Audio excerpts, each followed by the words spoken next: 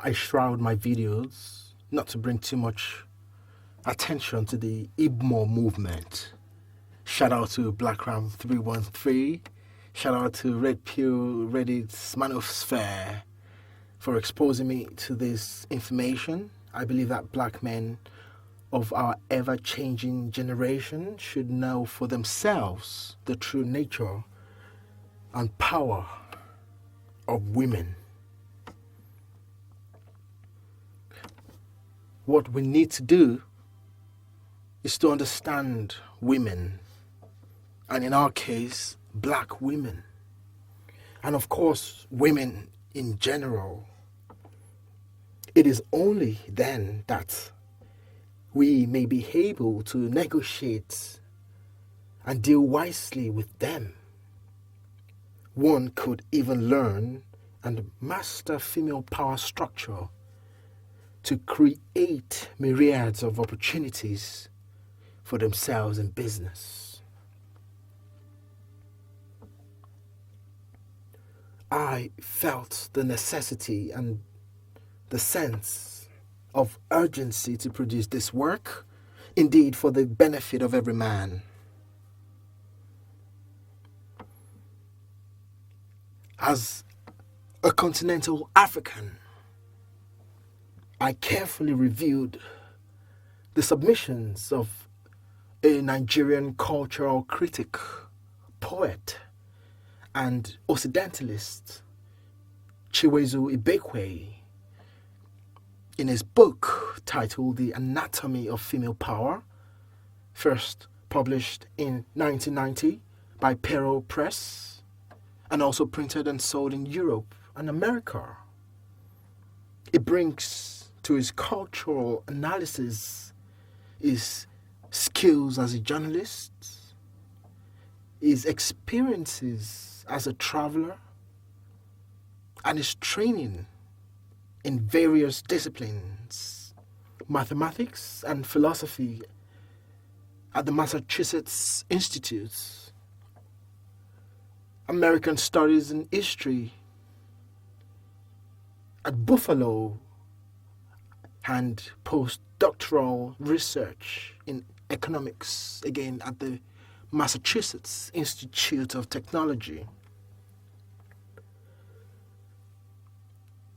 I believe that this is important for black men the world over to work together, to work in unison and to share with each other truths, values, wisdom, philosophy, and spirituality. I consider myself to be a masculinist, and my goal as one is to keep my commitment to the liberation of black men and of men in general from nest slavery. I seek to end the psychological, social, and legal conditions for that slavery and create instead conditions for equitable relations between the complementary sexes. Disclaimer: this is a black men's forum, but indeed this video may be equal beneficial to black women, feminists, and members of the other races, men and women alike. It is typical of feminists not only to deny female power, but to specifically deny matriarch power. I will discuss more on feminism later in this video.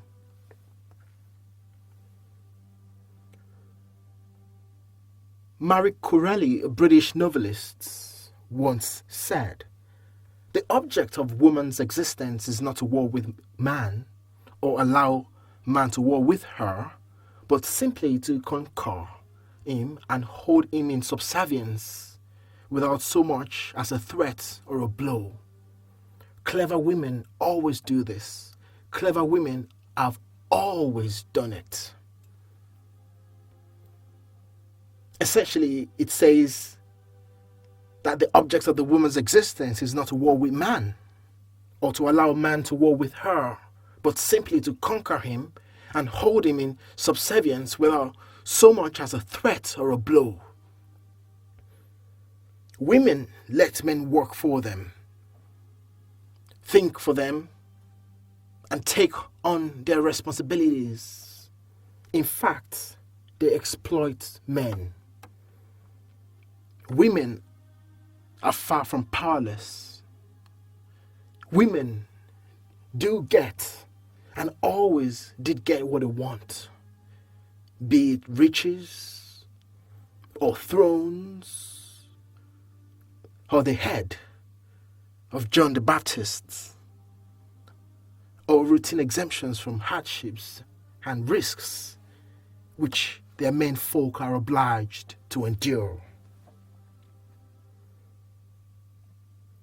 The real subject of this video is to explore other modes and centers of power which women monopolize. In those centers, women control scarce resources, commodities, and opportunities, and they distribute them. They exercise power through education, propaganda, directives, suggestions, rewards, and punishments.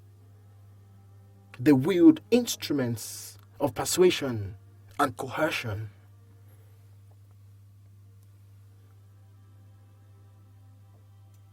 The power they wield is neither illusory nor a joke. Furthermore, in human society, it is not male power, but female power, which is supreme. The fruits of male power are poured at the feet of women through the workings of female power. That men seek wealth, power, status, and fame for the love of women is widely attested to by knowledgeable commentators. According to Esther Villa, man's work is only done with woman in view. And from his studies of human psyche, Sigmund Freud reports, in the greater number of ambitious daydreams, too, we can discover a woman in some corner, for whom the dreamer performs all his heroic deeds, and at whose feet all his triumphs are to be laid. From his own experience, Aristotle Onassis, an ambitious and very successful businessman of this 20th century, confirms this when he declared, if women didn't exist, all the money in the world would have no meaning. Moreover, male preoccupation with wealth, power, fame, and status in order to win the love of women is quite natural, being rooted in the animal origins of humanity.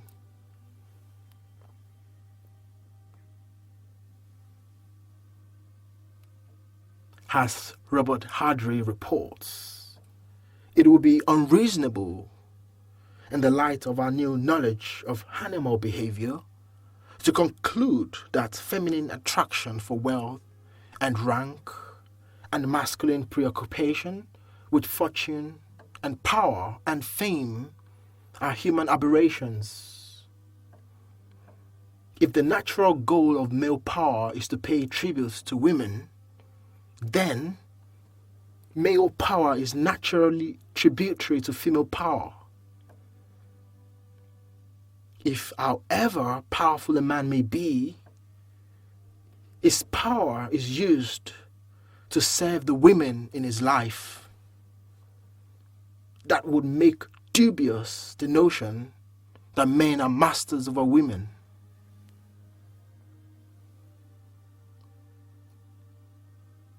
Because every man has a boss, his wife, or his mother, or some other woman in his life.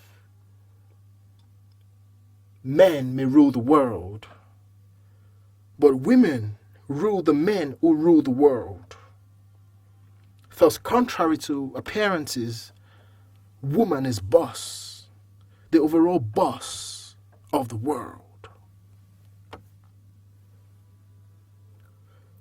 To understand why women rules the world, and again rules man, we need to examine female power and how it operates on men. The life cycle of man from cradle to grave may be divided into 3 phases, each of which is defined by the form of female power which dominates him. Mother power, bride power, or wife power. From birth to puberty, he is ruled by mother power.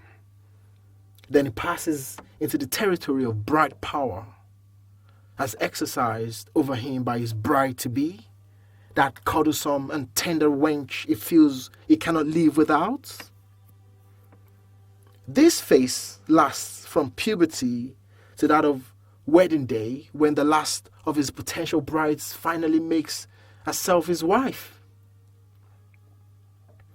He then passes into the domain of wife power, as exercised over him by his own resident matriarch, alias his darling wife. This phase lasts till he's either divorced, widowed, or dead.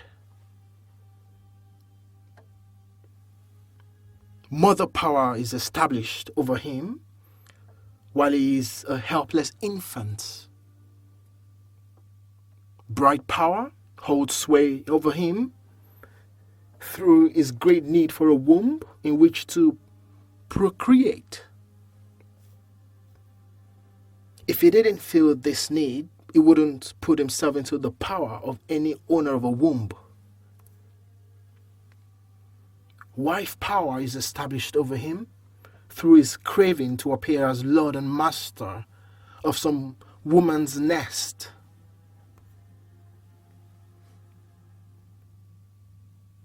There are 5 conditions which enable women to get what they want from men.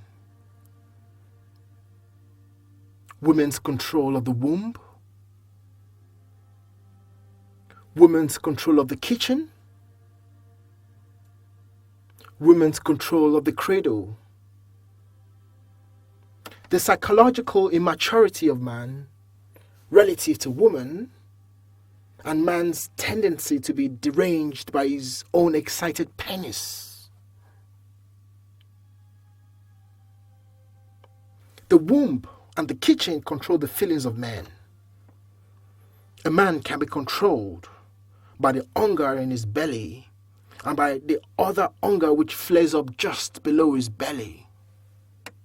Consequently, it can be manipulated by whoever controls the kitchen which feeds him, or whoever carries the womb through which he craves to procreate.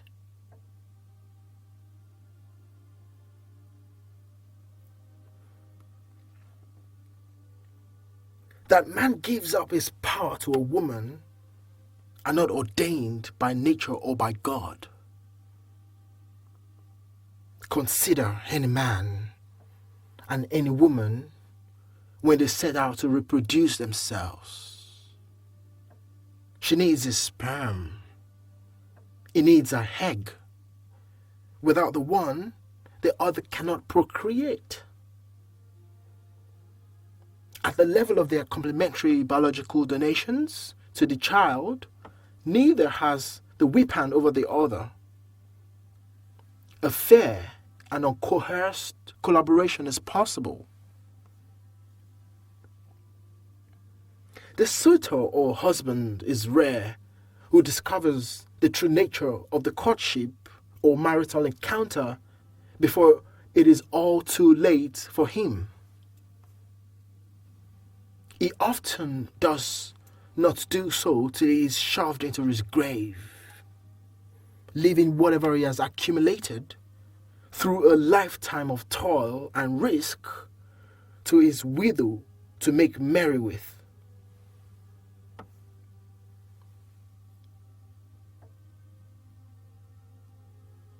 A man is trained to seek adventure and win the world by laying the booty at our feet. He can avoid our withering scorn and rejection. Man is obliged to surrender his liberty and his earnings when he mates.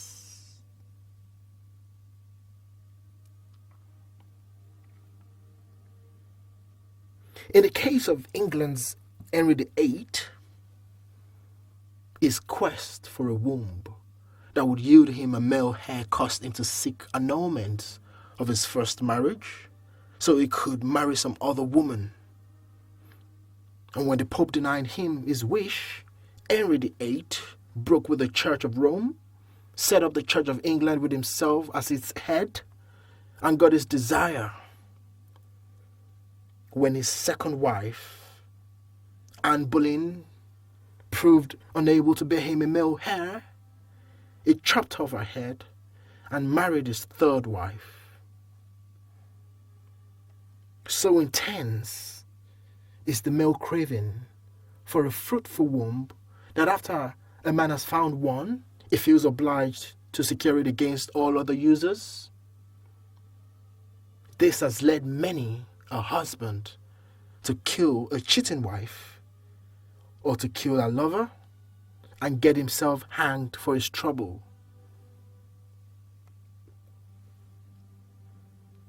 The Trojan War is perhaps the most notorious examples of what men will do to maintain exclusive rights in a womb.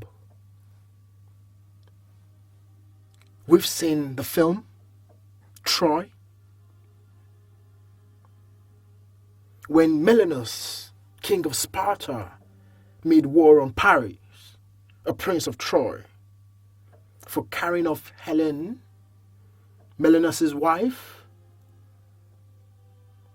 By the time he got her back, Troy had been razed to the ground, and the flower of the manhood of the Eastern Mediterranean lands had perished.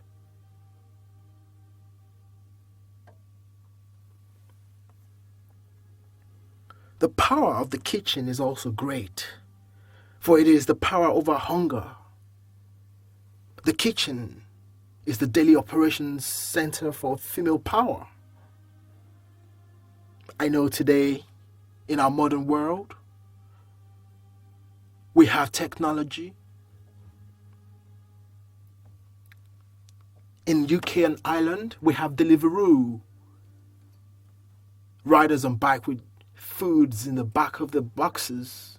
We have the couriers to bring foods and beverages, the Walmarts, the Asdas, the Morrisons. But this nevertheless changed the fact that the kitchen is the daily operation centers of female power.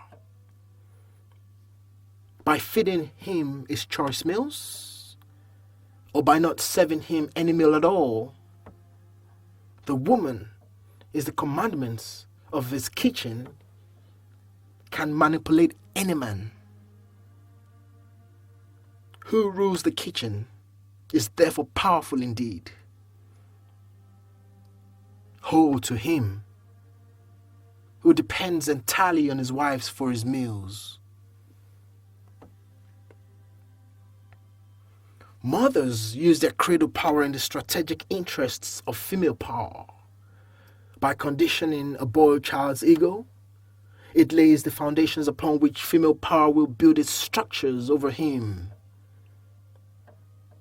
Even if men found the enlightenment and the courage to challenge female power, its dominion over them would not be easily ended. Woman's control of the womb is unassailable and will remain so until such a time as cloning makes the womb unnecessary for procreation. Whereas male power acts like a storm, full of motion, sound and fury, female power is like the sun, steady, quiet, and uncontestable.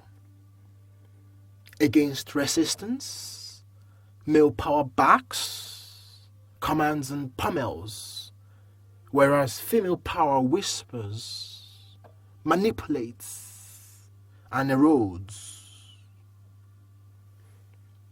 Whereas male power tends to be crude, confrontational, and direct, female power tends to be subtle, manipulative, and indirect.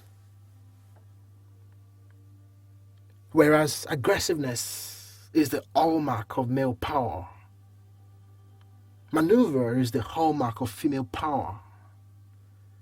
And where man is the great physical aggressor, woman is the great physical and physiological and psychological maneuverer. From a male-centered view of what power is, it is easy to be misled into thinking that a female form of power does not exist at all. And even when female power is recognized, it is easy to dismiss it as power of an inferior type, just because it is not hard, aggressive, or boastful like the highly visible male form. It gives her pleasure. She gives him pleasure, but it pays to her. You call that fair? She displays the self-confidence and self-centeredness appropriate to an absolute ruler. E displays the self-diffidence and self-sacrifice of a loyal self. In the course of his training, the future macho is taught to regard women as the weaker sex, to adore dolly birds, and to consider it heroic to provide for and protect his women folk. Addiction to the female body weakens a man's powers of sexual abstinence. It puts him into the power of whoever can satisfy his cravings. When it comes to sex, the one who wants it less holds the power. Thus, an addiction which makes a man more desperate for sex increases woman's power over him.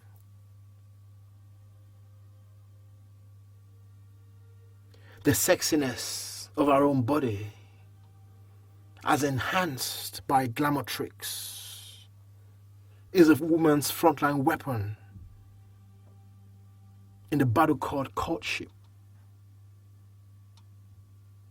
Glamour, the artificial beautification of the body for erotic provocativeness, is serious business.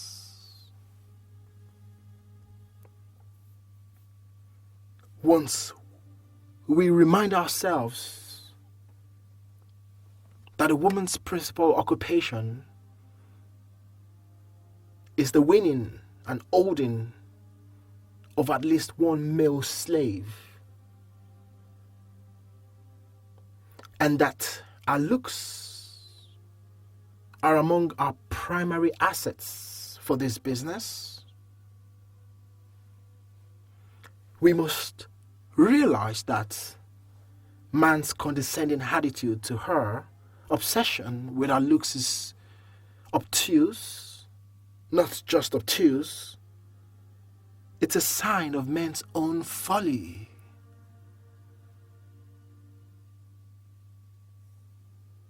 Men clearly do need protection,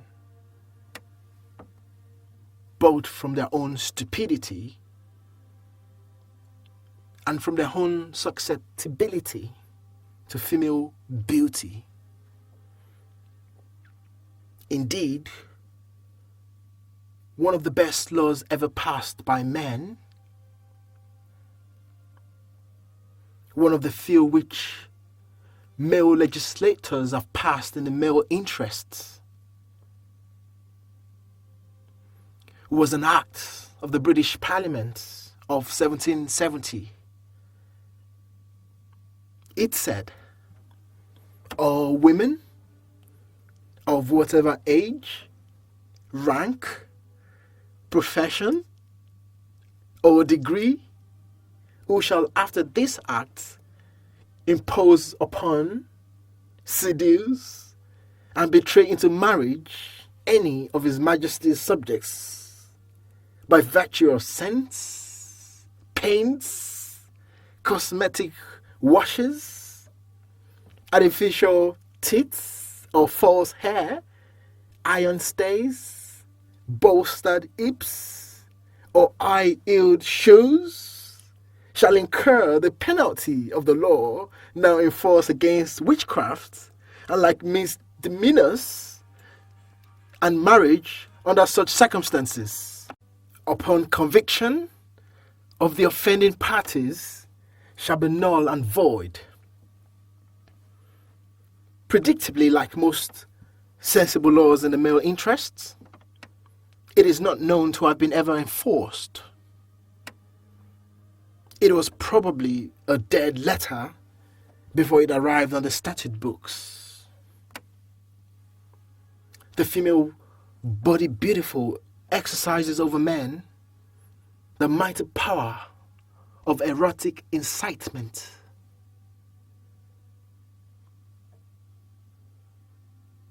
Talking about love, male and female. Love makes men lame and tame.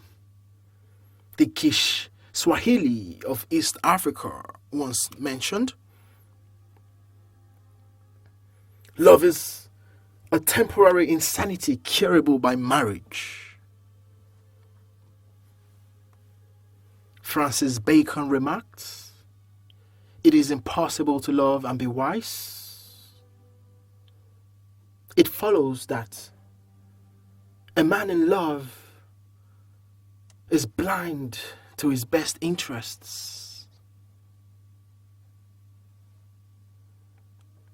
Love acts on men and women in opposite ways.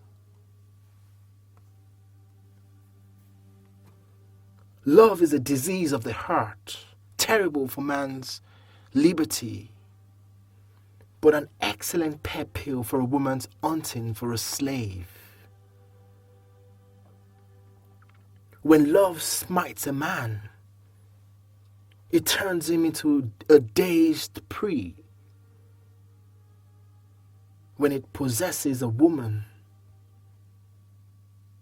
she becomes a clear-eyed, calculating huntress, coolly stalking a befuddled prey.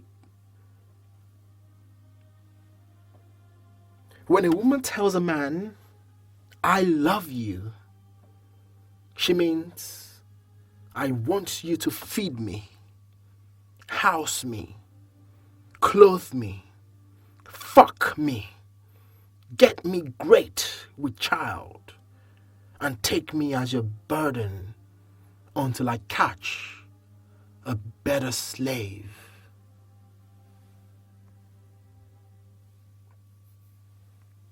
In contrast, when a man tells a woman, I love you, it means I am eager to be your slave and ready to do everything I can to make you satisfied and happy. Which is why when a woman hears a man say to her, I love you, her joy is great. For she understands him to mean that he has been knocked out by her coliform of romance, and she can safely tie him up with social ropes, tether him to a nest with legal chains, and while he is still sprawled out in love's delirium, begin to make a toiling jackass out of him.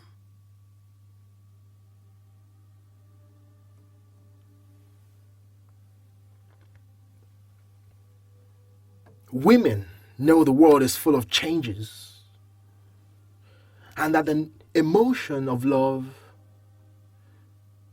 is one of the most ephemeral. Given what a man means by I love you, is I'll love you forever means I'll slave you forever.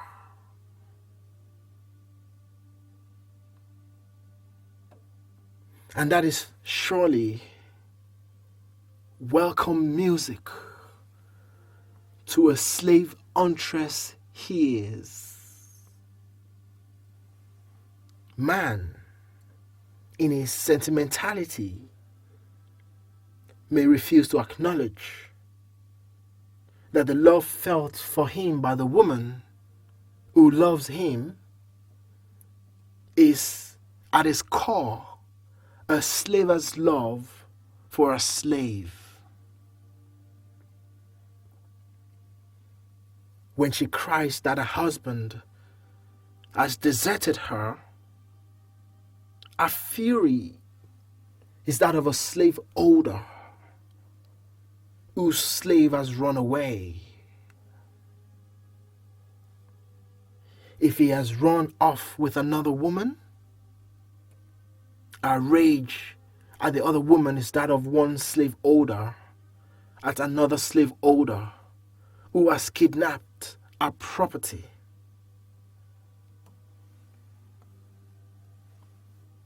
Courtship, hunting of the love-smitten man. She puts him through an obstacle course where he must prove to our satisfaction that he will be a competent and loyal nest slave. If he should pass our eligibility tests for economic ability, nest defense capability, emotional loyalty, sexual loyalty, etc., and if she has no better candidate within reach, she accepts his application for the job of a nest slave. She then stages a public display of his enslavement to her, packs into his home, turns it into a nest, and become its queen and his boss. However decorous it may all seem, courtship is not bliss, but battle. A battle to break free from male into loyal slave. Its length, complexity, and general structures are determined by her need to hunt a virile male, catch him, break his free spirit, and attach him to herself as provider for and protector of her nest.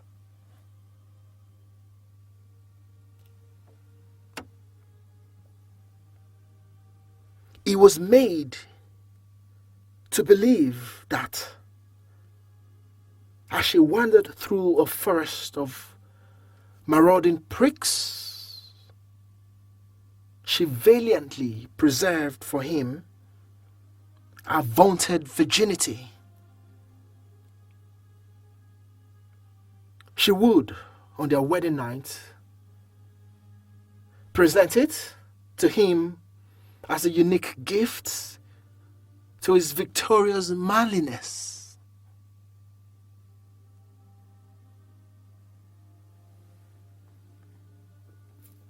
I know in our modern world, to find a virgin woman is very rare. The bargain she wants to strike with the selected candidates is this. He agrees to build, maintain, and protect her nest, and to supply it with victuals. She, in return, permits him to contribute his sperm to the making of babies in her womb.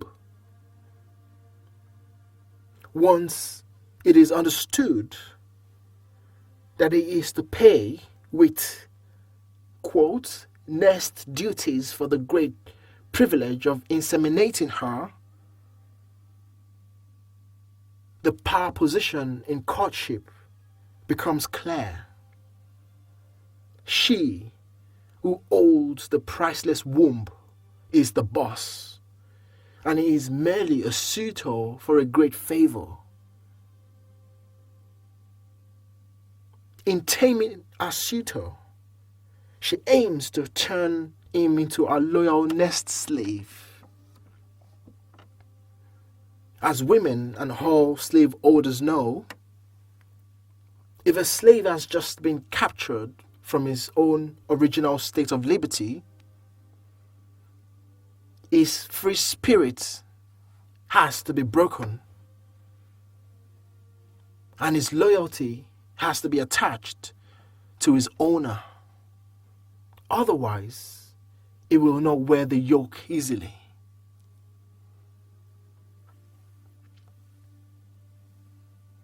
In aspects of courtship, the principal job she needs done by her husband will be economic.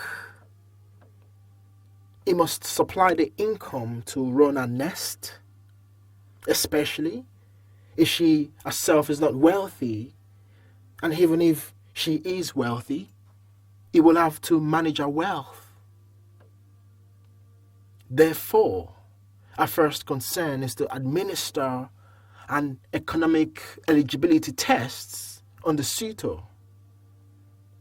If the man's social standing is obvious, the test is not difficult to conduct. Where his social standing it's not obvious, and she has to find things out for herself, she does so with professional thoroughness. In urban middle-class America, the preliminary economic interview is the stuff of cocktail encounters. The man is asked, "What do you do?" If he gives an easily interpreted answer, for example, if he says he is a doctor, a lawyer, a banker, a stockbroker, or high executive in a major corporation, then that part of the interview is quickly concluded.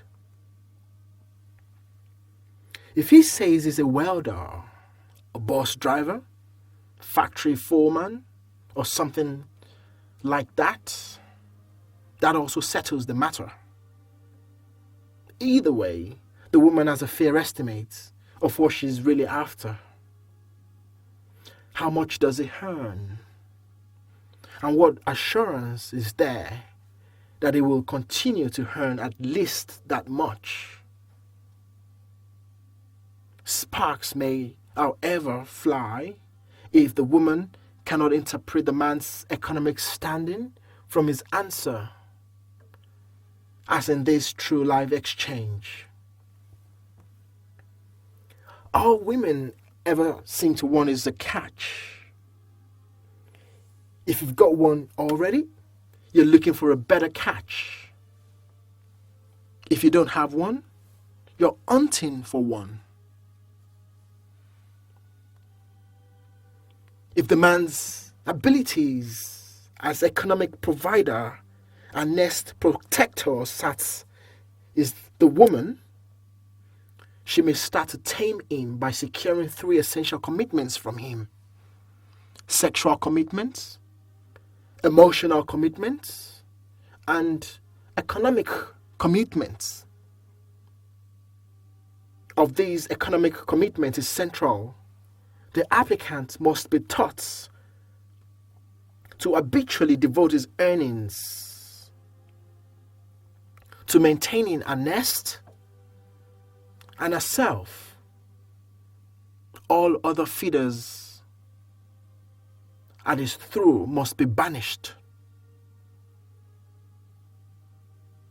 Those not banishable, like parents, siblings, relatives, and close friends, will have their access to his income minimized.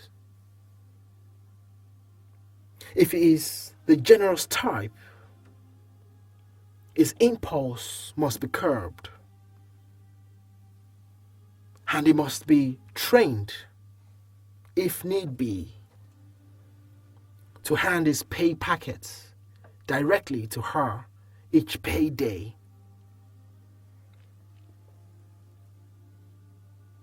As part of his economic training, a not-so-rich man might be required to give up smoking, drinking, and gambling, and any other vice through which he might fritter away his income. But where the man is suitably rich,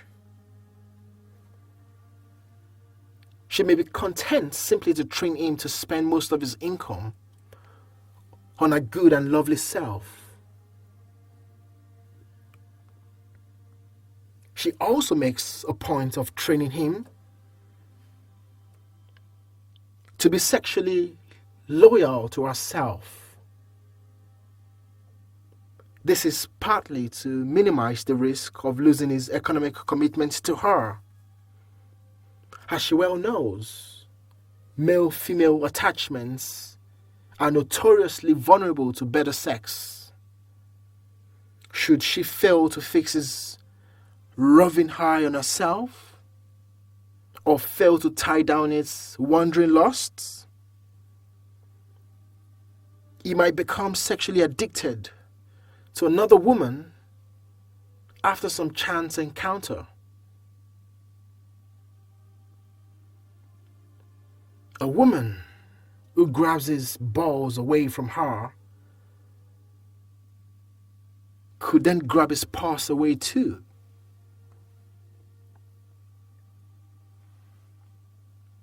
In the name of, quote, togetherness, she encourages him to come home directly from work, to stop going out with the boys, the fellas, and to go with her wherever he has to go outside working hours.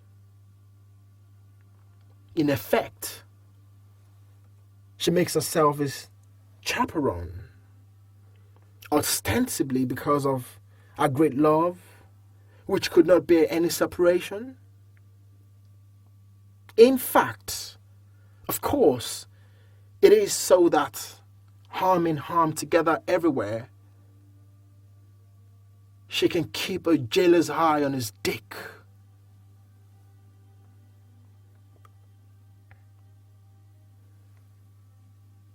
to secure his emotional commitment.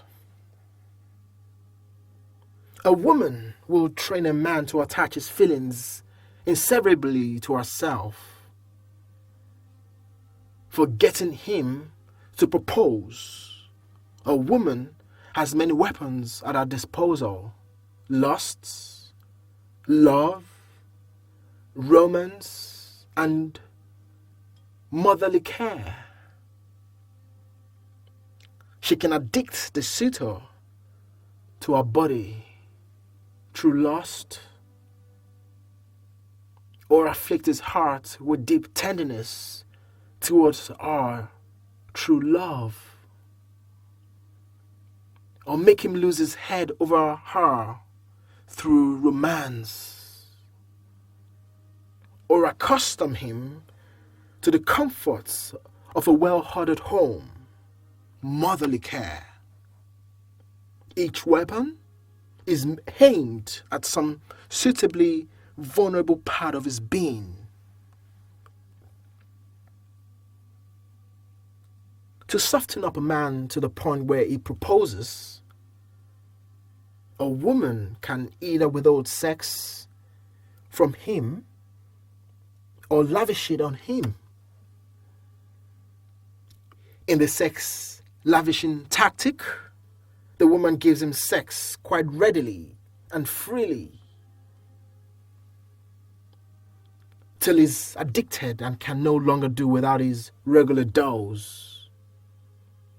Now, this has nothing to do with the female ovulation stage, when she's sexually excited and she wants to go out to fuck any dick that comes across as alpha. This is where we say, like an expert drug dealer, she can make him pay any price for what she supplies. And asking a price, a trip to the marriage altar. A woman who uses these tactics tends to lose all interests in sexually servicing her husband soon after the wedding.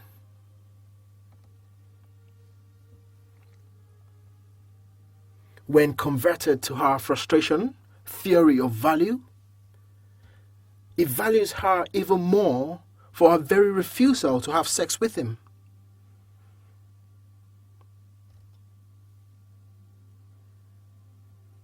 To those conditioned to believe that being a husband is the natural, God-ordained, and happy destiny of every man, a bachelor's account of the perils of courtship would sound like sour grapes.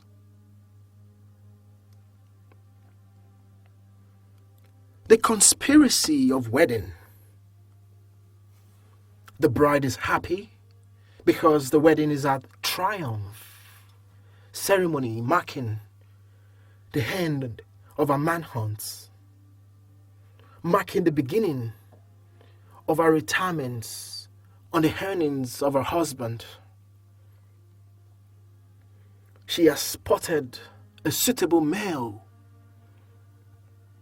and disorganized him with the effects of her body beautiful. She has sparked in him a craving for a womb. She has smitten him with love, put him through the obstacle course of courtship, broken his wild spirit, attached his emotions to herself,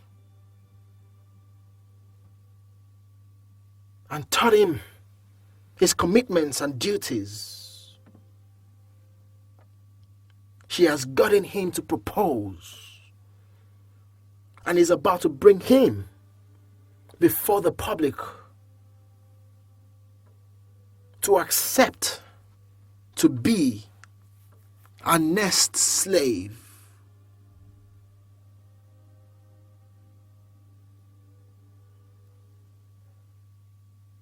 Why should she not be happy after such a successful campaign? Why should she not be radiant at the prospects of a fine reward to live on his earnings for the rest of our days?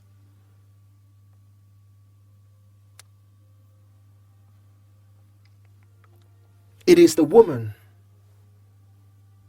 who is all set to exploit the man in their post-wedding life. Any intelligent man who plays participant observer at his own courtship realizes that he is being tricked, cajoled, bullied, and twisted into saying and staying the course of marriage. He will recognize the terms of the contract which the officiating priest will ask him to consent to, especially those clauses which require him to share with the bride all his wealth and the fruits of his toil, but which do not ask her to do likewise.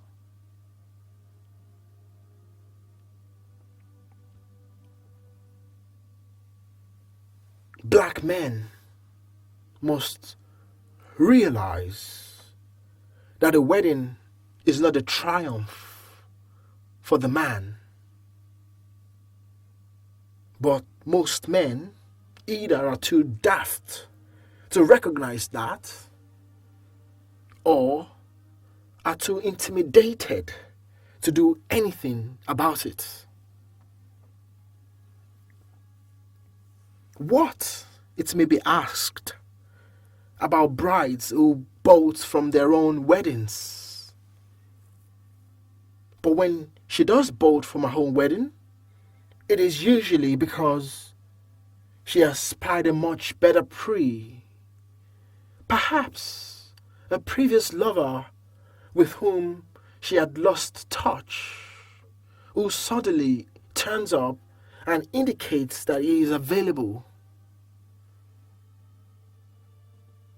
Where marriages are arranged, a bride bolts from her own wedding if a man she finds revolting is being forced upon her by her parents or guardians. In that case, her action is a rebellion against parental insensitivity or tyranny rather than a manifestation of fear of enslavement within the marriage.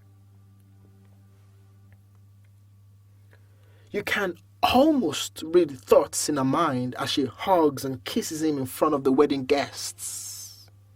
Poor fool, I caught you at last. You may think you are stronger. You may think you are cleverer. You may think whatever nonsense makes you feel good.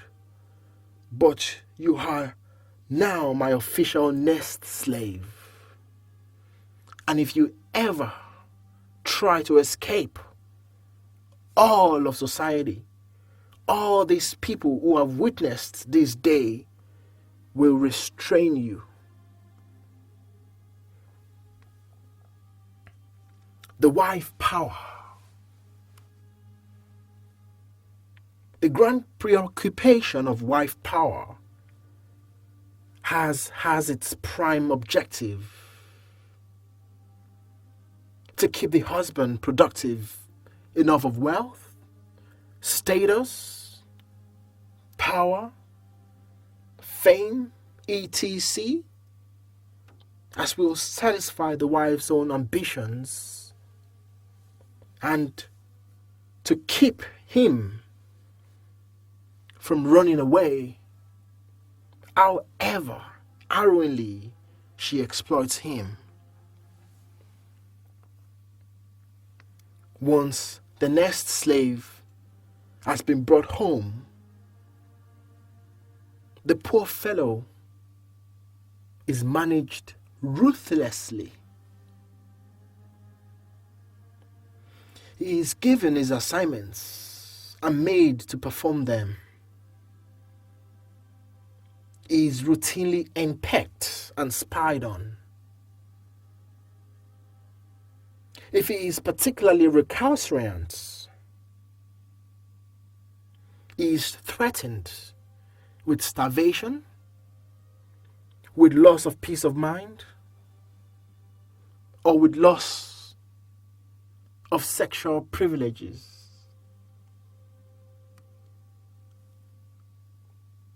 At testimonial dinners, it is said that behind every successful man, there is a woman. But what, it may be asked, does such a woman do to her man behind, right from behind? As we all know, behind every successful boxer, athlete, or pop star is a trainer, manager. Likewise, the wife behind a successful man is his trainer, manager. She drives him on a charioteered horse that is pulling him along. In her hands, she holds the reins of criticisms and admiration, of sexual rewards and punishments. With this, she controls his ego and guides his efforts. She also has at her disposal the entire set of social arrangements, cultural values, and psychological forces which for millennia have been organized for the exercise of wife power. These include the facade of patriarchy, the double standards, man's fear of woman, man's silly soul, which is full of sentimental illusions, their almighty baby, and man's fear of divorce. These behind-the-scenes trainer managers, often lords of public affairs, these Livias, 52, and Lady Macbeths of the world of power are indeed the ultimate rulers of the world. Each community, however small, has its local crop of them. Because the big bull, the alpha male, is always the most noticeable and the most threatening. It was always mistakenly thought to be the leader. But the true herd ruler is the alpha female, who has swiftly and quietly led the group away to safety. She is the one who takes all the decisions.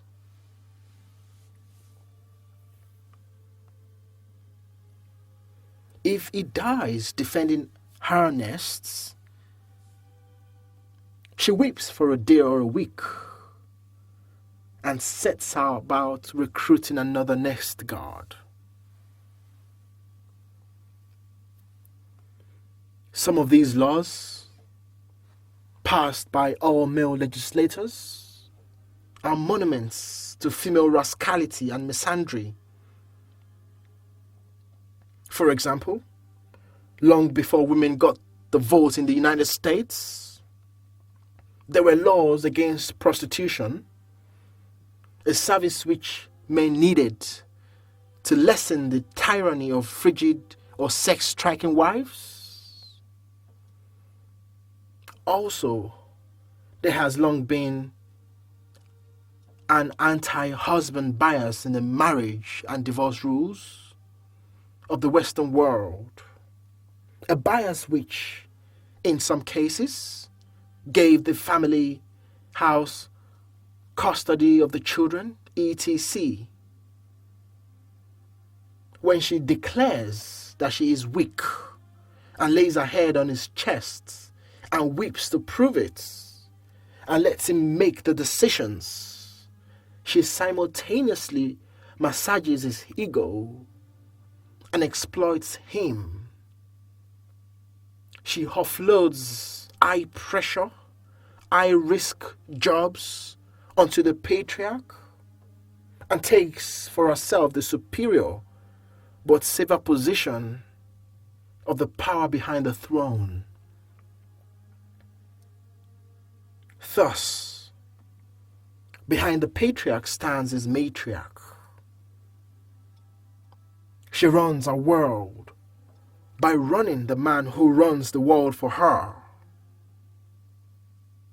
Under this arrangement, a woman has everything to gain and nothing to lose except little vanities.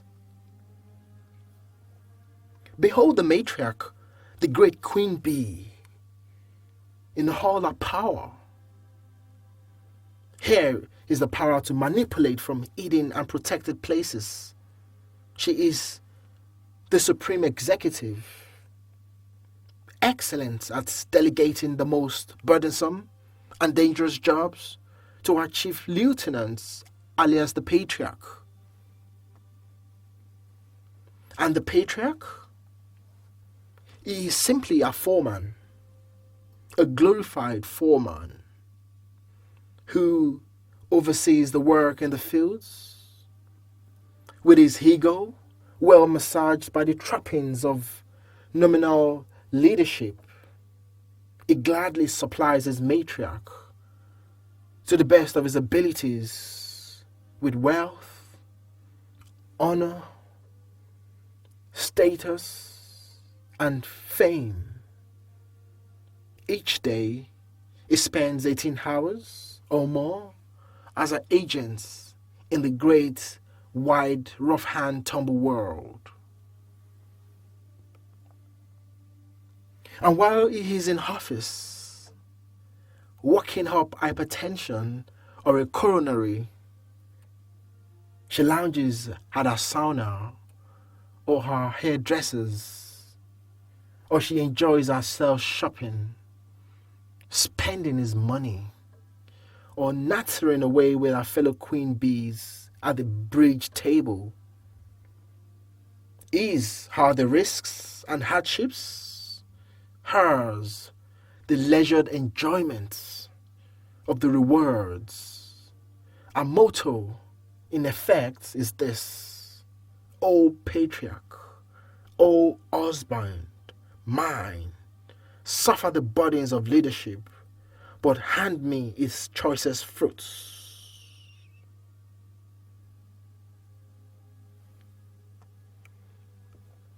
Double standards.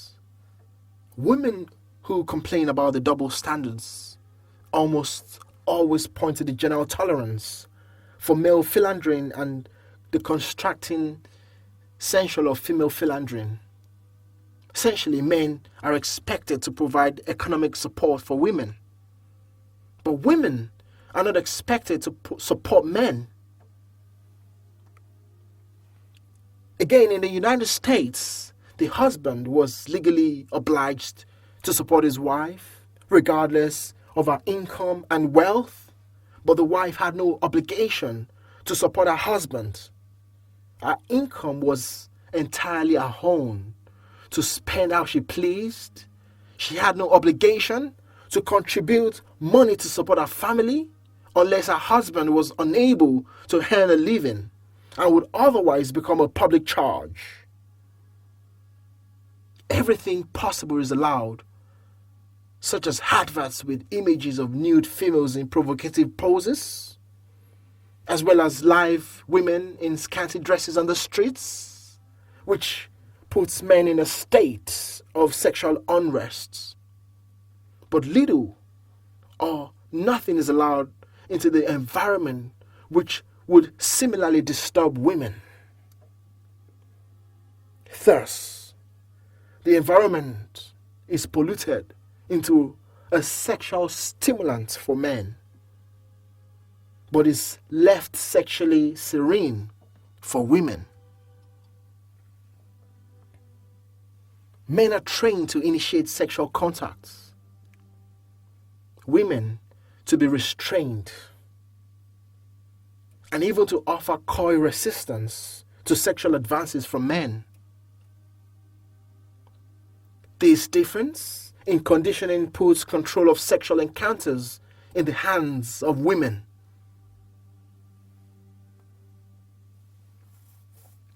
Why then is there the belief that men are more promiscuous than women? In part, this may be due to men's tendency to boast. That men boast more does not mean that they fuck more. The arithmetic is against that. The average promiscuous woman tends to keep quiet about the matter. She conducts herself and her multiple affairs with great discretion. The result is an illusion that men are more promiscuous than women. A wife turns it to her advantage in this way. I may sometimes say, or at least in her mind, that if he does not give her all the money she wants for her pleasures, she will get it from other men. A man could only give his wife what she needs by working twice as hard as he does now, and if he did that, he'd be dead in a few years. What is there to say that it is his duty to turn himself into a galley slave or a complete hack merely to supply her with money to burn?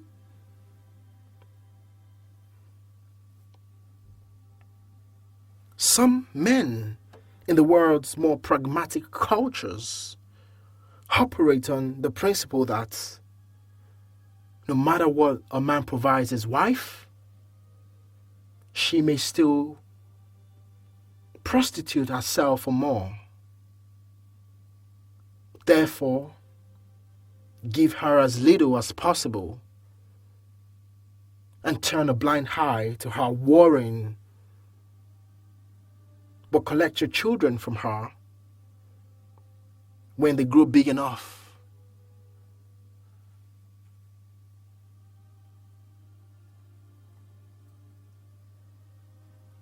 I say to men, if you find yourself in this kind of situation where your wife, girlfriend finds it necessary to get money from other men through prostitution,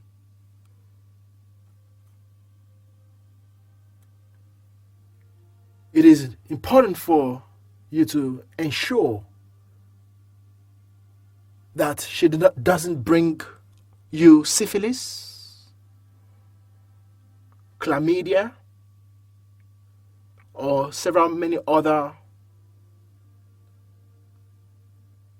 sexual health diseases that will constitute an assault, occasioning grievous bodily harm, which is a punishable offense in many jurisdictions all around the world.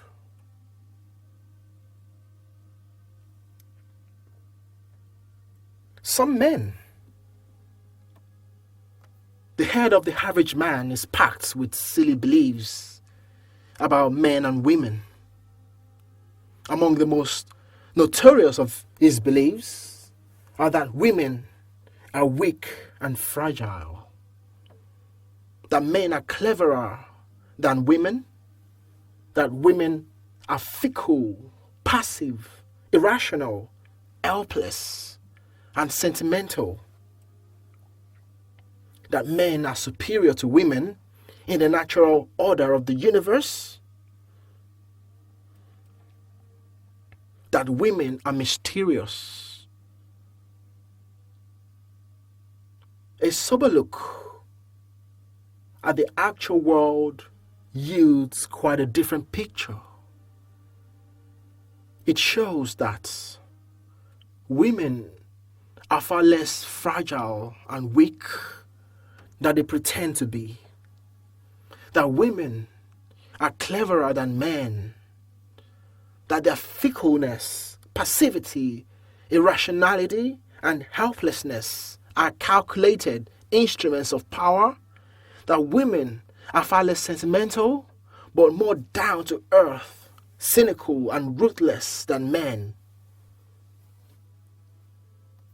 That, insofar as a natural order exists, women are, within it, superior to men, and that women are not mysterious at all, but only appear so, owing to male foolishness. Women have a vested interest in making themselves look more fragile than they really are. In fact, one of the perennial objectives of female fashion is to heighten the illusion of female fragility. In 21st century Western fashion, the high heel is the foundation for the elaborate disguising of female sturdiness.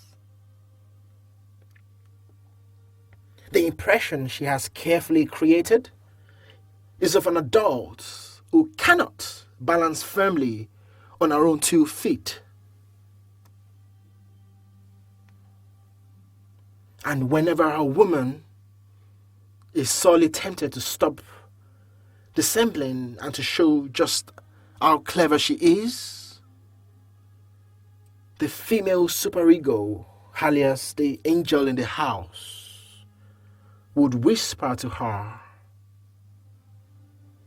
as it is reportedly did with the Virginia Woolf's case, be sympathetic, be tender, flatter, deceive, use all the arts and wiles of our sex. Never let anybody guess that you have a mind of your own.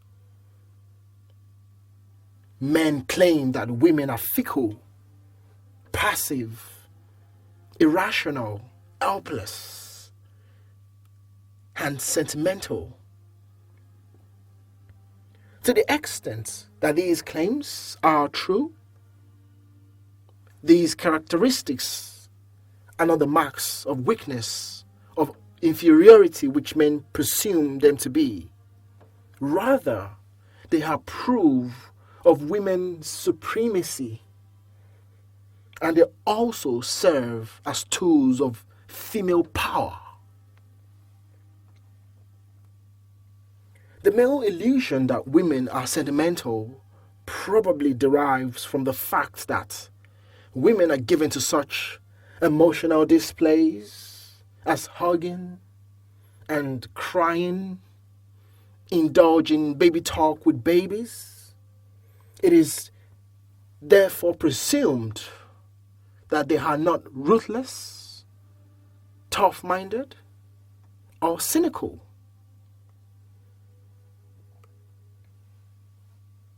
Because men's chief interests in women is sexual, men are prone to think that women's chief interest in men is also sexual.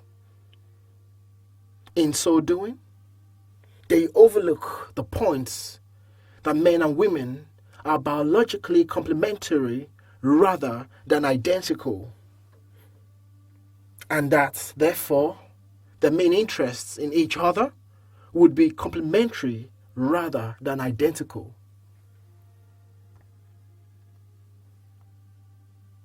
As for the dogma that women are a sex inferior to men, it is simply stupid.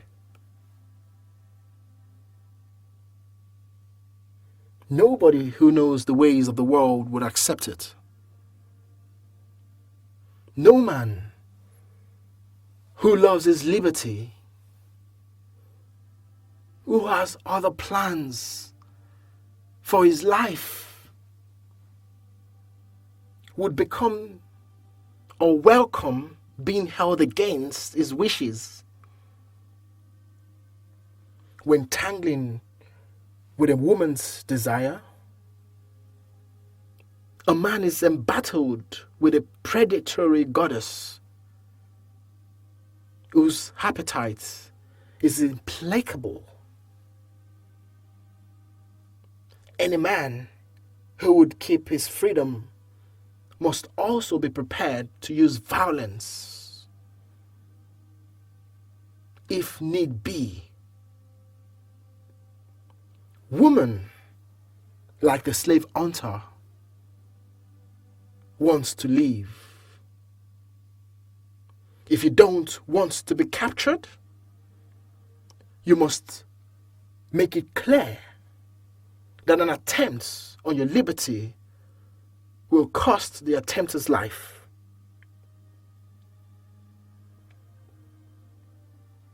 Nothing less will make her back away and leave you alone.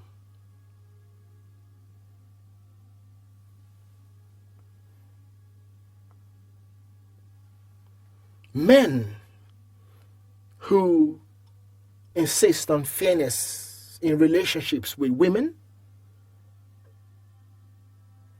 must have a resolute heart-proof against all enchantment, as well as a sharp and ready sword, on which it will be used on any would-be enslaver. The lot of a man in the hands of a woman hungry for a consort depends on him. If he allows himself to be trapped and tamed, his lot will be enslavement.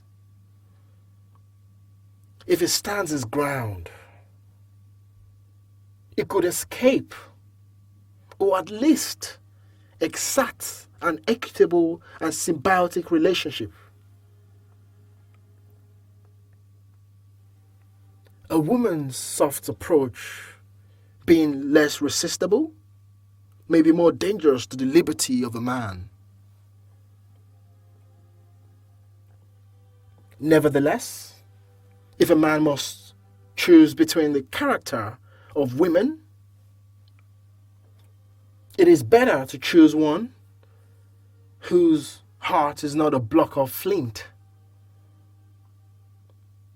one who knows what pity is and has some sense of what is fair, and one could negotiate a deal with her, than the one whose style of domination is not amenable to negotiation or compromise, not until she is decisively defeated.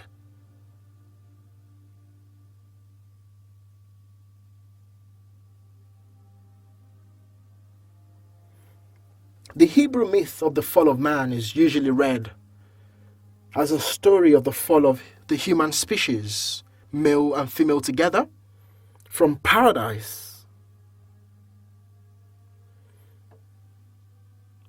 It's the story of the fall of man below woman, of how Adam originally lord and master over Eve, his consort, was pushed, fell, and became Eve's slave.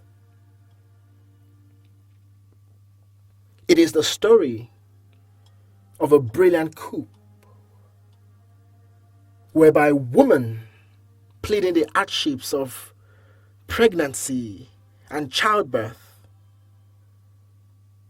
caused a division of labor which dumped upon man the hard economic tasks and risky adventures of society. Given the very strong aversion all primates have to snakes and snake-like forms, it is even more natural for man to fear a person who traffics with and is a confidant of snakes. These myths encapsulate the male experience of woman as consorts. Man's fear of woman establishes a psychological climate in which female power can hold sway without brute force. The baby has wife's weapon. A baby is powerful. A powerful man-trapping weapon in a woman's hands to beat a man down to the ground and compel him to toil for her.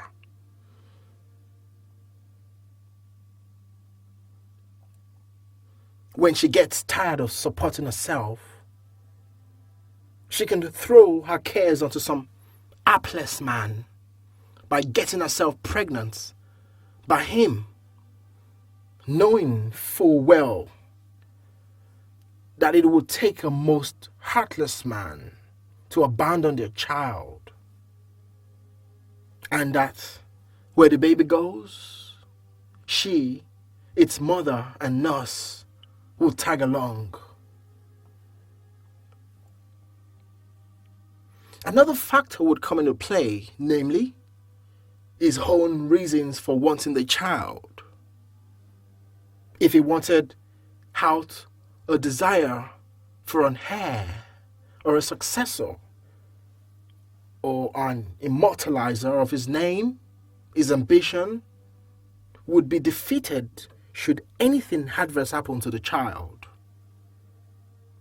Because of his ambitions for the child, the baby becomes a powerful instrument of blackmail in his wife's hands. Therein lies the significance for a mother of the arrival of her firstborn. It is an event which confirms and magnifies the powers of a wife acquired at her wedding. She knows that she now holds him by something that is even stronger than law, custom, and public opinion, namely his own ambitions. Yes, indeed. A woman grabs a man by his balls and then holds him securely by their baby. The consequences of divorce. For a sane man, divorce is the legal exit route from the nest slavery of marriage. In strict Islamic countries like Saudi Arabia, where matriarch power is probably at its weakest in the world, divorce is not very difficult for a man to obtain. In strict Roman Catholic societies, where matriarch power is absolutely at its strongest in the world, divorce is prohibited either by secular or religious law, or by both. A man's only escape routes from the nest slavery are therefore the illegal ones, namely desertion, wife murder, or suicide.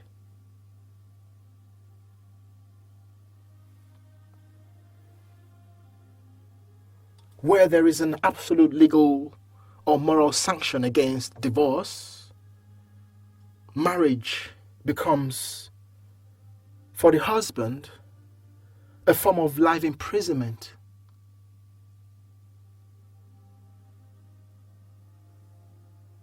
With the hard labor of carrying a talking and nagging millstone around his neck.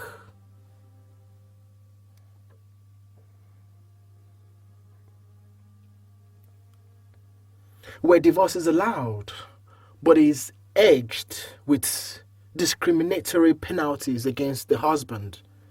For example, alimony, child custody rules that are weighted in the mother's favor, the ouster of the husband from his family house, the loss of half of his estate to his wife, social censure, etc.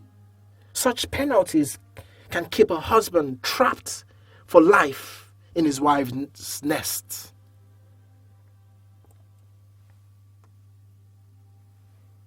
When the bride he wedded has turned into a decorative presence, a nagging harridan, a heartless slave driver, and a financial millstone, when the sex for the asking he was led to expect is no longer forthcoming, either because the sex-eager fiancée has turned into a frigid wife, or because she has gone off him and taken on an outside lover. When the love mists have cleared from his eyes and he sees that his home is his prison, and when he contemplates making a break for freedom, in that moment of truth, he has to consider what divorce would cost him. He will weigh the following: making alimony payments with which she will support herself and some new lover,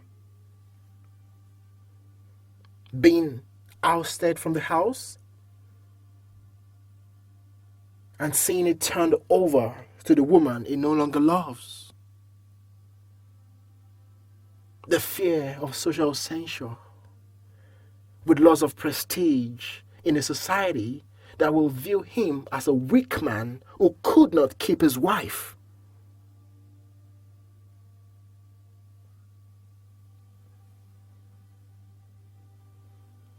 Caught between the prospect of unhappiness ever after, under the lash of a slave-driving harridan, the average male, with his super fragile ego, would choose divorce only as the last alternative to going insane, or to suicide, or to murdering his enslaver and being hanged for it.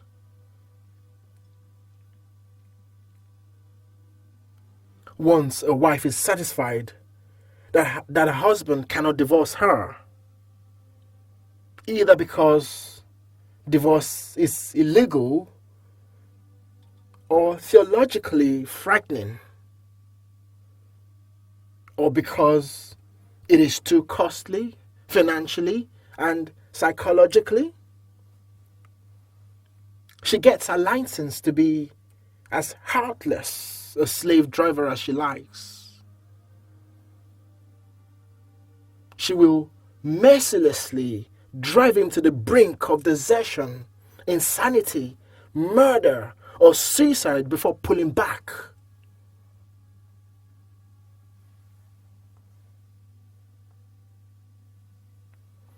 It is in this way that the harsh penalties surrounding divorce, penalties which make his jailbreak forbiddingly costly, are exploited to keep a husband trapped in nest slavery.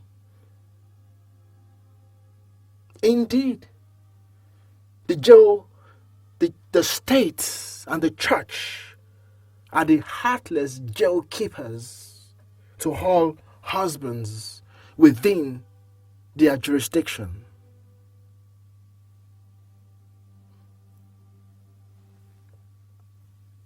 The matriarch,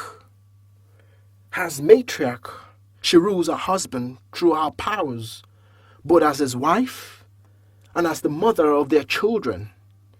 She can reduce the flow of her favors or cut it off altogether.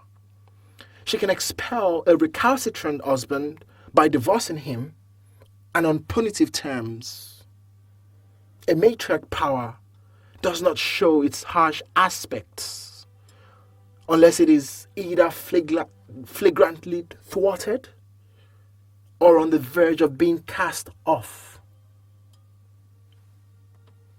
When a husband attempts to break from the yoke of matriarch power, he is liable to be severely punished. He is either willfully denied a divorce, so he can be imprisoned in the nest and tortured, or he is made to pay a grievous price for the divorce. Marriage. Marriage is the central institution of female power. Not political parties, parliaments, armies, business enterprises, bureaucracies, etc. The nest or family home, where a woman is both mother and wife, is the seat of female power, not barracks, factories, offices, or other such places where large numbers of persons gather to work together. In making marriage its central institution, female power has chosen the organizational form most suited to its nature and its needs. Whatever powers all female councils wield are extra to the overwhelming powers which women wield through marriage. Where women confine themselves to exercising power within the marriage institution, we have a matriarchal system. If they, in addition, operates all female associations that exercise political powers that are zoned to women, then the scope of the matriarchy in that system is enlarged. So long as women exercise dominant power somewhere in the social system, that system is matriarchal, for it features a mother rule.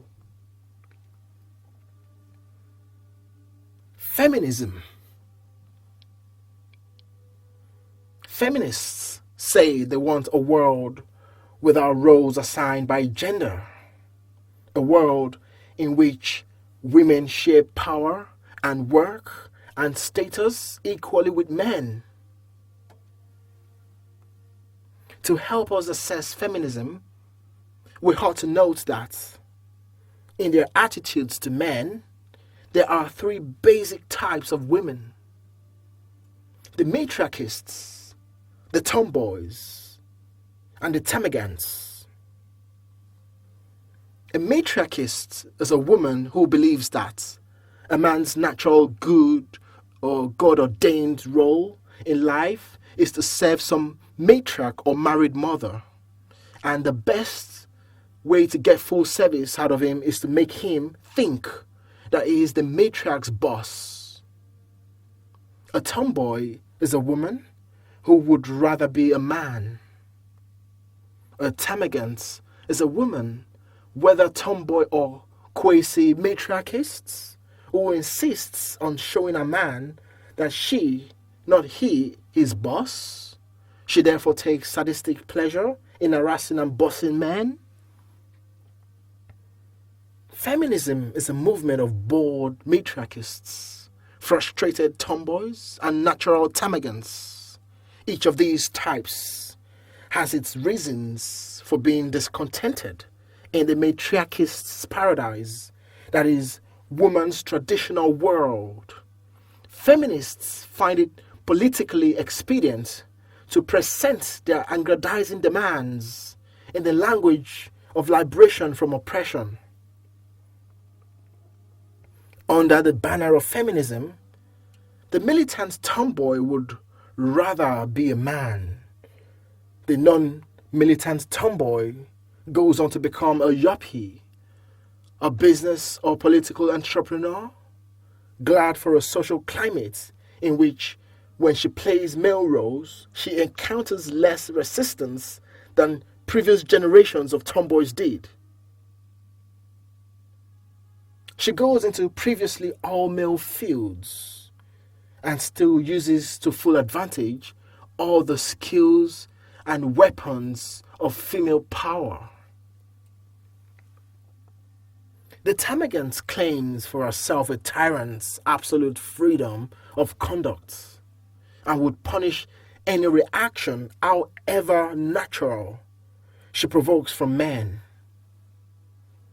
She is the type of woman who would wear a miniskirt without panties, a see-through blouse without bras, and swing her legs and wiggle her ass as she parades up and down the streets, and yet insists that no man should get excited by her provocative sexual display.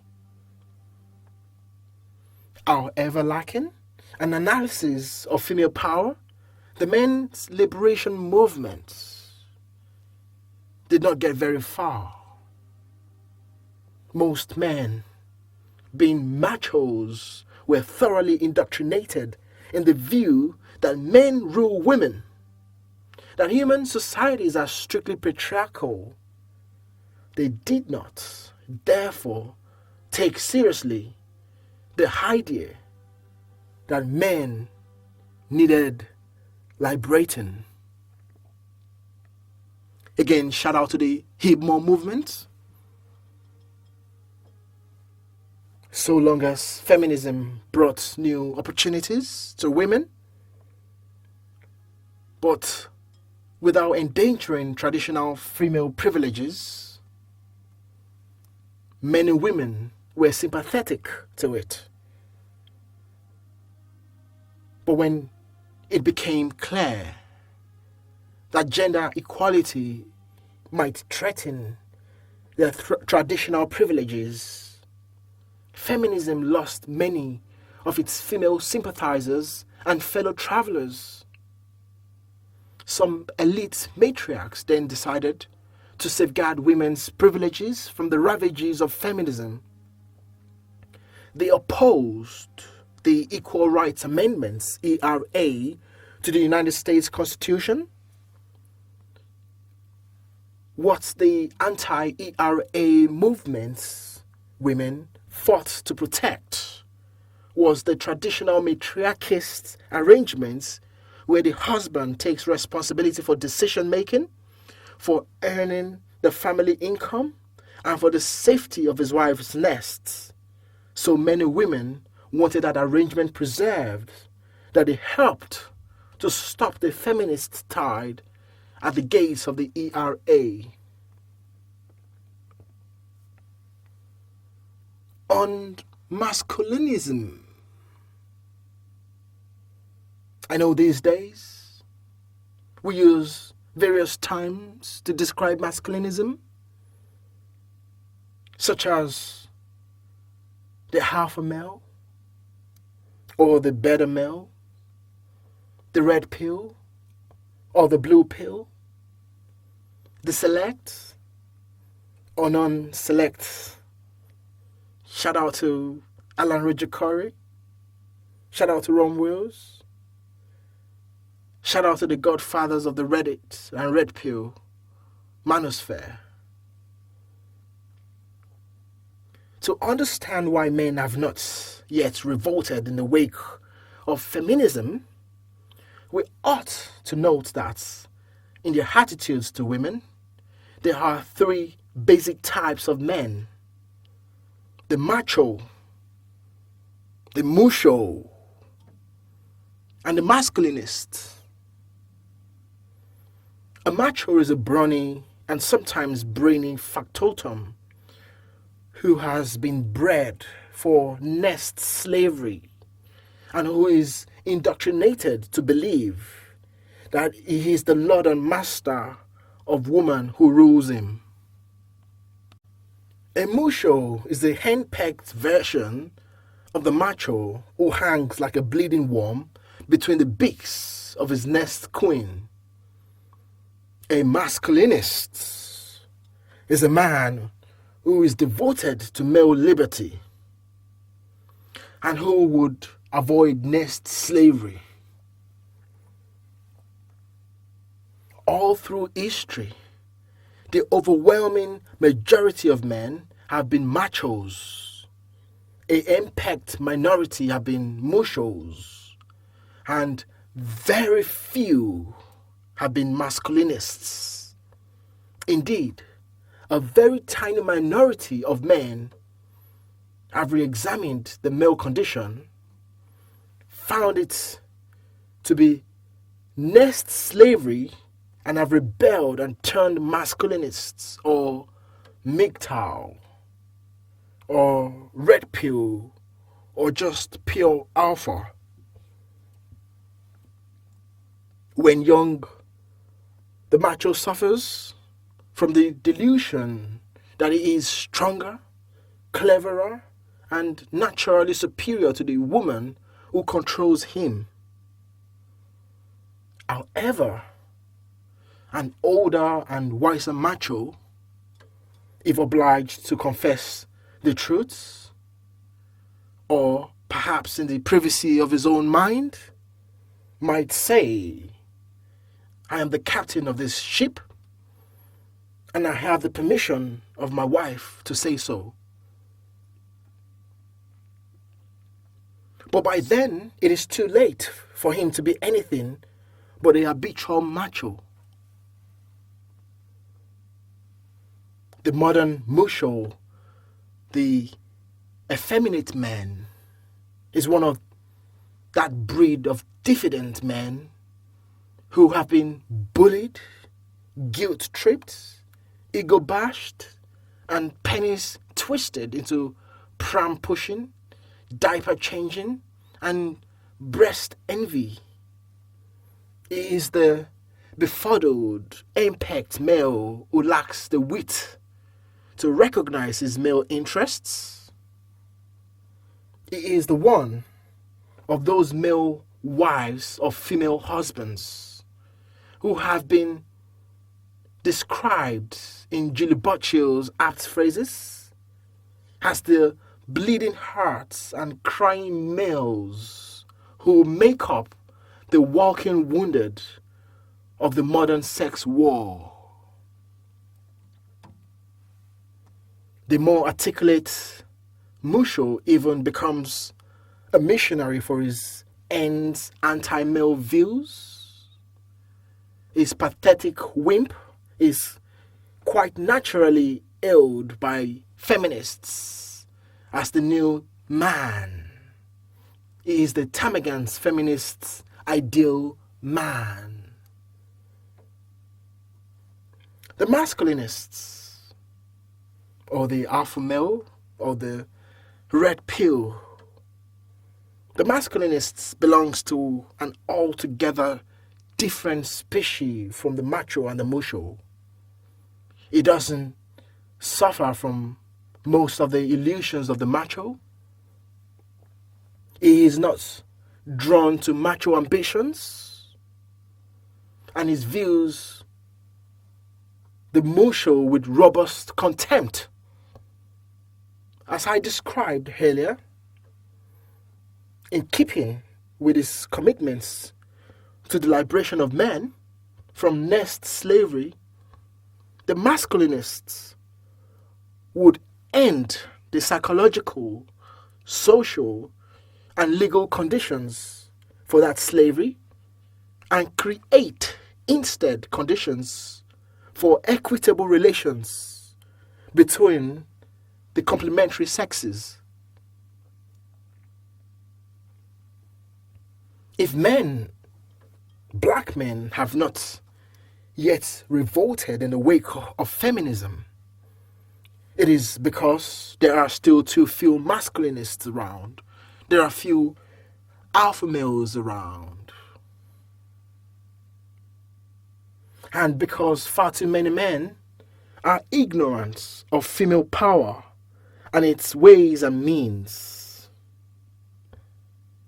Consequently, the liberation of men depends crucially on the spread of the masculinist understanding of male-female relations. The masculinist is a libertarian. His commitment to male liberty and his understanding of the conditions for male liberty shape his beliefs. The masculinist accepts that, contrary to what the macho believes, and the feminist claims, it is a woman's world, not a man's. The masculinist accepts that, contrary to feminist propaganda and macho illusions, the arch enemies of feminism are not men, but that vast majority of matriarchists who do not wish to give up their traditional powers and privileges. The masculinist does not believe in being owned by any woman, nor does he believe in owning any woman. He recognizes that the owning of a human being by another was abolished long ago, and quite rightly too, and he has no interests in having a practice revived in any form. In his encounters with women, the masculinist knew women well enough to defeat their schemes and survive their revenge. He demonstrated that the resolute man who understands woman has little cause to fear her. The masculinist believes that every woman has every right to do whatever she wants with her body, except enslave a man with it. If she wants to give her genitals to any man, or to 20 men, or to 1,000 men, that is her business. The masculinist is not prepared to sell his lifelong labor to any woman in exchange for her over and her womb. If he decides to rent a womb, he pays the going rate, or even better. But he will not enslave himself to a nest just for the illusion of owning a womb. The masculinist has no quarrel with love itself, but he also knows that it is rare, most rare, for a woman between puberty and menopause to indulge in non-nesting, non-predatory love.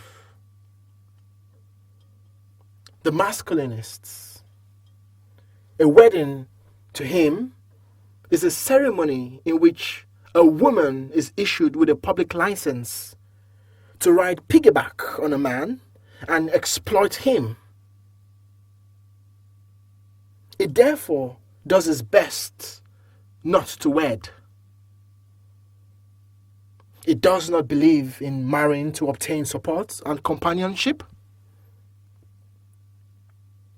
The masculinist does not subscribe to gallantry. It does not believe that a man should open doors for or give up his seats to a woman. none unless she is infirm from age or disease, in which case she gets the same considerateness as aged or infirmed men. It does not believe that it is for any man to defend any woman's honor.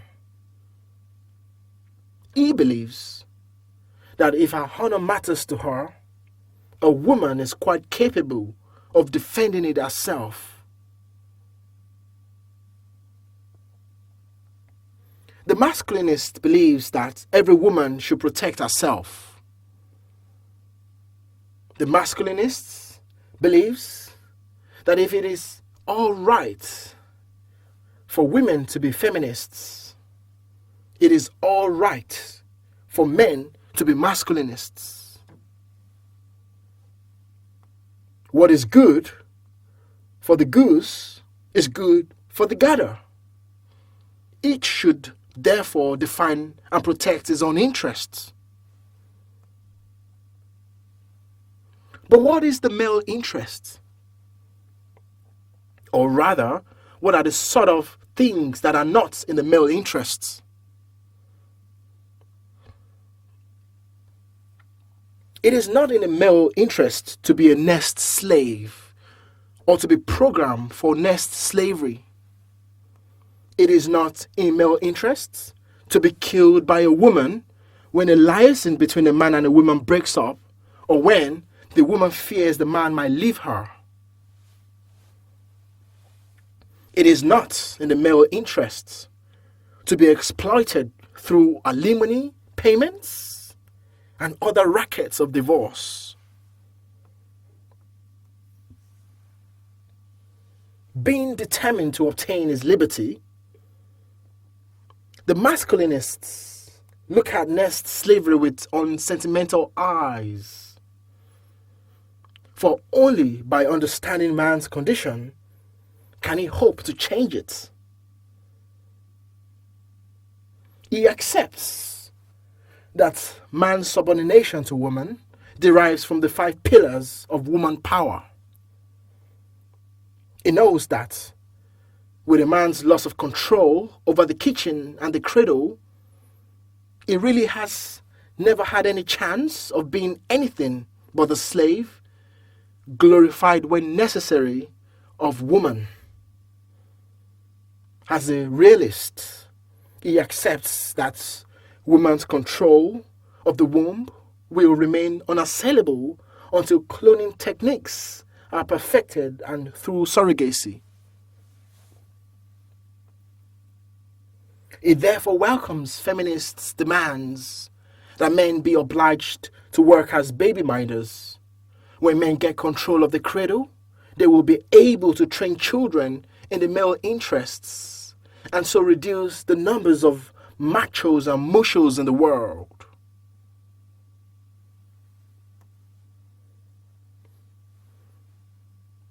Concluding remarks. When it comes to dealing with women, especially in a marriage contract, black men must turn the tables around.